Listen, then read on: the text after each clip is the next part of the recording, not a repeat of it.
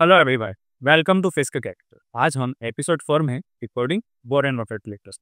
अभी तक हम 1959 के लेटेस्ट तक रिकॉर्ड कर चुके हैं इन लेटेस्ट को, और अब हम 1960 के लेटेस्ट की बात करें। अगर आपने हमारे पुराने एपिसोड्स नहीं देखे तो प्लेलिस्ट में जाकर प्लीज उन एपिसोड्स को भी देखिए, क्योंकि ये उसी सीरीज का एक कंटिन्यूएशन। बात इस लेटर की करें तो यहाँ पर सबसे पहले वॉरेन बफेट ने 1960 के इस यूएस मार्केट को एनालाइज किया। उन्होंने बताया कि डाउ जोन्स इंडस्ट्रियल एवरेज जो लास्ट ईयर काफी अच्छा परफॉर्म किया था, वो इस साल 10% तक के लिए। हालांकि यूटिलिटी कंपनीज ने अच्छा परफॉर्मेंस दिया, इसलिए ज्यादातर जो फंड्स थे उन तो performance Dow Jones industrial average से बेटा।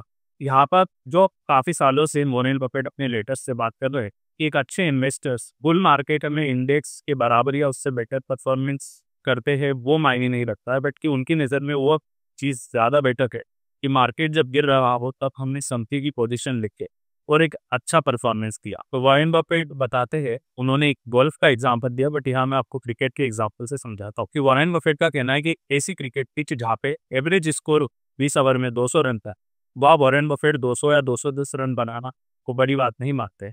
उनके हिसाब से अगर कोई ऐसी पिच है कि 20 ओवर में 140 का उसका एवरेज स्कोर है, वहाँ पे अगर आप 170 180 कर दो तो उसे वो बहुत अच्छा मानते हैं। अब बफेट की पार्टनरशिप्स की बात करें तो उन्होंने बताया कि इन 6 पार्टनरशिप्स से उन्हें 1960 के ईयर में करीब करीब 20% प्लस का रिटर्न प्राप्त हुआ, और डाउ जोन्स इंडस्ट्रियल एवरेज उस साल डिविडेंड मिला दे तो 7% तक गिरा था। ओवरऑल 9%, बट अगर डिविडेंड की इनकम उसमें ऐड करते तो यार थोड़ी कम। उसके अलावा वॉरेन बफेट बताते हैं कि इन 4-5 साल में जब से उन्होंने अपनी पार्टनरशिप स्टार्ट की थी, तब से उनका जो टोटल रिटर्न है वो करीब करीब 142% का था, जबकि डाउ जोन्स इंडस्ट्रियल एवरेज का रिटर्न 42%। अपनी परफॉर्मेंस के अलावा उन्होंने एक हाईलाइट यहाँ पे एक बात की थी जो फिस्क कैपिटल के इन्वेस्टर्स के लिए भी हम सोचते हैं एक बार। तो क्या हुआ था कि वॉरेन बफेट की 6 से 7 पार्टनरशिप्स थी, और सारी पार्टनरशिप्स का जो रिटर्न था वो करीब करीब बराबर आ रहा था, लेकिन फिर भी उनमें कुछ डिफरेंसेस। और वॉरेन बफेट ये कहते थे कि ये 7 अलग अलग पार्टनरशिप से बेटर होता अगर मैं एक बहुत बड़ी पार्टनरशिप बना लेता, क्योंकि उसमें मेरे पास पावर बहुत होती अपने इन्वेस्टमेंट के डिसीजंस में। और ये चीज मैं आपको एक आने वाली हमारी एपिसोड है जिसमें हम बात करेंगे कि क्यों म्यूचुअल फंड्स में इन्वेस्ट करना छोटे इन्वेस्टर के लिए ज्यादा बेटर है बजाय अपना खुद का पोर्टफोलियो बनाने। तो वो मैं अपनी एक सीरीज में बहुत डिटेल में आपको समझाऊंगा, और यहाँ पे भी मैं उसी बारे में एक बात कर रहा हूँ कि क्यों वो ये चाहते थे।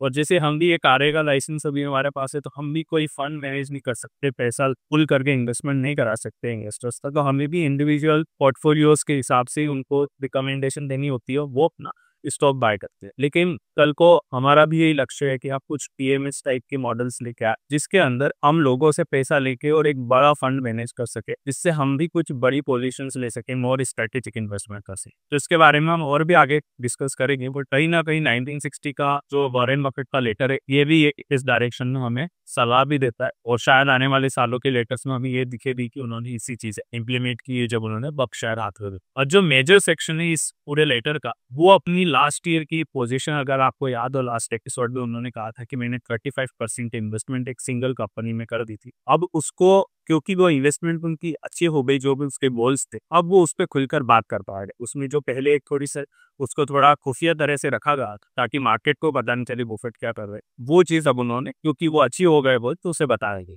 वो बताते कि ये जो कंपनी थी जिसके बारे में वो बात कर रहे थे, वो एक्चुअली में मैप बनाती, उसका नाम था सैनबोर्न मैप करके। सो बेसिकली ये अलग अलग सिटीज के मैप बनाती थी। एक बार मैप डिजाइन कर दिया उस सिटी का, उसके बाद उसमें वो कॉपी पेस्ट करती थी उसके ऊपर ही नए नए चेंजेस को। जैसे कहीं पे सड़क बनी है, कहीं पे नया हॉस्पिटल खुले हैं, कहीं पे नया एरिया कुछ डेवलप हुआ है, तो वो एकदम से नया मैप नहीं बनाएगी, अगले साल उस पर पेस्टिंग कर देगी, फिर पेस्टिंग कर देगी। इस तरह से वो उसको डेवलप करती रहती थी मैप को।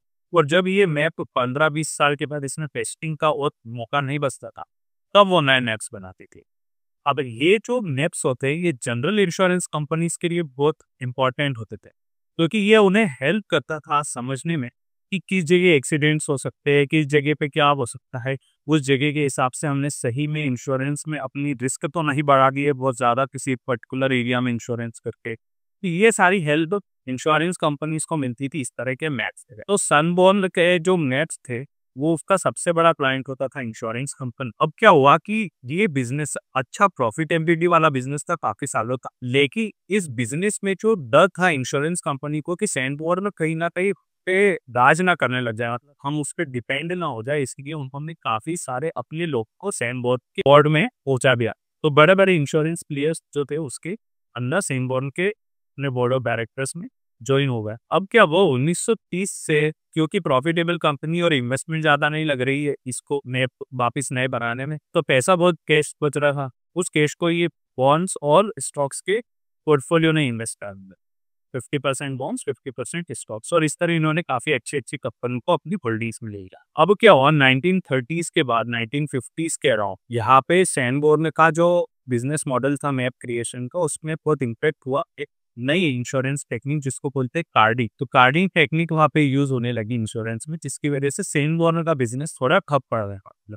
ये $500,000 का एक आफ्टर टैक्स प्रॉफिट बिजनेस हुआ करता था 1930s में, वो करीब करीब $100,000 के बराबर ही बचा। अब यहाँ पे बात ये थी कि 1930 से ही यहाँ पे कंपनी अपनी जो कैश पोजीशन थी वो इसकी स्ट्रांग थी, ज्यादा इन्वेस्टमेंट लगता नहीं था बिजनेस को बढ़ाने में, क्योंकि पेस्टिंग होती ही ज्यादातर और नया मैप बनता था 20 एक साल। तो ऐसे में इन्होंने काफी सारा अपना इन्वेस्टमेंट जो पैसा बचा था उसके एक इन्वेस्टमेंट पोर्टफोलियो बिल्ड करने में लगा दिया। 50% ये बॉन्ड्स खरीदते थे और 50% ही स्टॉक्स खरीदते थे, इसलिए काफी अच्छा इनकी 30-35 बड़ी कंपनीज में इनकी पोजिशन हो।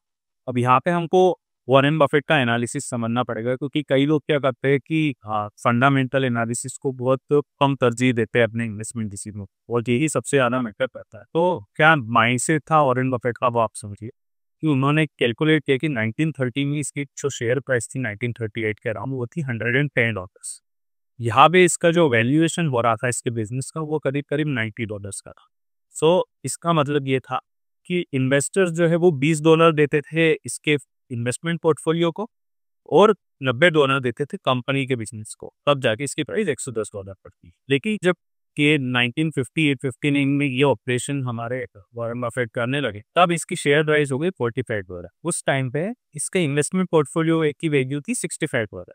तो इससे समझ में आता है कि वॉरेन बफेट जो है वो देख रहे थे कि लोग कंपनी को -$20 दे रहे हैं, मतलब इन्वेस्टमेंट पोर्टफोलियो की अगर आप प्रॉपर वैल्यूएशन $65 है तो लोगों उसको इवन $45 ही दे रहे हैं, मतलब कंपनी की तो वो कुछ वैल्यूएशन कर ही नहीं रहे ना। ऑब्वियसली ये कंपनी कम से कम $0 पे तो ट्रेड करेगी, नेगेटिव है तो कोई कंपनी की शेयर प्राइस जाती, तो कहीं ना कहीं $20 का $45 पे तो वो एक इंस्टेंट प्रॉफिट उनको समझ में आ रहा।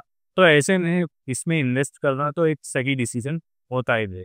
अब बात करें इन्वेस्टमेंट की, तो वॉरेन बफेट का यह सबसे मेन रेशनल था कि जो इनकी पास कौतर इन्होंने एक तरह से गुडविल क्रिएट की, और इनके पास जो इन्फॉर्मेशन है इनकी मेकिंग टेक्निक से वो काफ़ी यूजफुल है, तो वो भी कुछ वैल्यूएशन रखती है कंपनी में।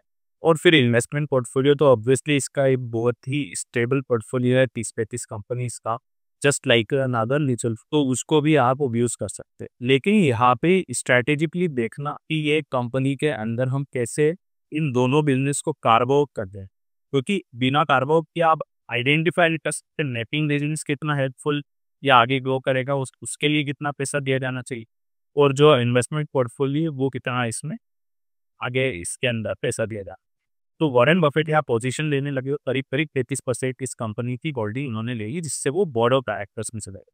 अब मुद्दे की बात ये थी कि जो दूसरे इन्वेस्टर्स थे वहाँ पे बोर्ड ऑफ डायरेक्टर्स में इंश्योरेंस कंपनी के जो बड़े बड़े लोग बैठे हुए थे, वो कहने को बड़ी पोजीशंस पे थे, बट किसी के पास भी बहुत ज़्यादा शेयर्स नहीं थे। किसी के पास 10 शेयर थे, 20 शेयर थे, 50 शेयर थे, ये बहुत छोटे छोटे नंबर के उनके पास शेयर्स थे, इसलिए उनके पास कोई ओनरशिप पोजीशन नहीं। अब इसके अंदर एक और चीज़ थी कि जो पुराने प्रेसिडेंट थे इस कंपनी के, उनकी डेथ के बाद ये उनकी पोजीशन एक अच्छी खासी चली गई उनकी वाइफ के पास, और उनका जो बेटा था वो बोर्ड में आ गया। अब बेटा चाह रहा था बिजनेस रिवाइवल, जो बोर्ड ने अप्रूव नहीं किया, जिसकी वजह से उन्होंने दे दिया रेजिग्नेशन। और फिर वाई बफेट ने जो ऑनर है उनसे बात की, उनसे डिस्कस करके, और उनको मना लिया उनके शेयर्स खुद खरीदने के लिए, इससे उनकी पोजीशन और स्ट्रांग हो जाए। और वहाँ जो 2-3 और बड़े प्लेयर्स थे उनकी पोजीशन के साथ ही मिलकर उन्होंने बोर्ड में एक पावर बनाई, और ये डिसीजन लेने में वो आ गए सब लोग मिलके कि हमें ये बिजनेस का डीमर्जर कर देना चाहिए, इन्वेस्टमेंट पोर्टफोलियो अलग और यहाँ पे इसके अंदर बिजनेस का पोर्टफोलियो अलग। तो इन्वेस्टमेंट पोर्टफोलियो में चाहते थे कि स्टॉक्स का जो पूरा पोर्टफोलियो वो एक अलग तरह से मैनेज हो, और जो बॉन्ड्स का पोर्टफोलियो है वो चला जाए कोर बिजनेस के साथ, जो कि एक तरह से उसको कैश पोजीशन देते आगे जाके बिजनेस अगर कैसे भी इसमें रिवाइव करना है या इसमें हमें कहीं पिवट करना है इनको बिजनेस को, तो उसके लिए एक अच्छी खासी इनके पास कैश पोजीशंस रहे उन बॉन्ड्स के थ्रू। अब यहाँ पे जो एक सबसे बड़ा लेसन है हमारे लिए, या करीब 2 लेसन है हमारे लिए, तो जनरल मार्केट से और एक सैन बॉन्ड के एग्जाम्पल से। तो जनरल मार्केट से तो ये समझ में आता है कि हमें शॉर्ट टर्म में जो फंड्स बहुत अच्छा करते हैं या जो स्टॉक्स बहुत अच्छा करते हैं उनके बारे में ज़्यादा नहीं सोचना चाहिए, बल्कि लॉन्ग अगर हम स्ट्रैटेजी लॉन्ग टर्म की लेके चले तो कहीं ना कहीं हम उस मार्केट को बीट कर देंगे अपने पोर्टफोलियो परफॉर्मेंस से, तो हमें उस पर फोकस करना चाहिए। दूसरी सैन बॉन्ड के एग्जाम्पल से ये समझ में आता है, कई लोग अभी मेरे पास जो डिस्कस करने भी आते हैं, तो मेरे इसमें कुछ ऐसे भी लोग आ जाते हैं जो काफ़ी कॉन्सेंट्रेटेड पोर्टफोलियो पोजीशन देना चाहते हैं 5 स्टॉक 10 स्टॉक्स की। अब वहाँ पे प्रॉब्लम ये है कि आपके पास क्या इतनी नॉलेज है उस कंपनी के, इतनी अथॉरिटी है कि आप उसमें चेंज कर सकते हैं और वो कैटलिस्ट बन सकते हैं उस कंपनी को जो आप देख रहे हैं फ्यूचर में वो जल्द से जल्द हो जाए उसके अंदर। जैसे यहाँ पे शेन बॉर्न का केस ले, तो वॉरेन बफेट के पास 35% की पोजीशन थी और इतनी पावर थी कि वो एक कंपनी का डीमर्जर करा।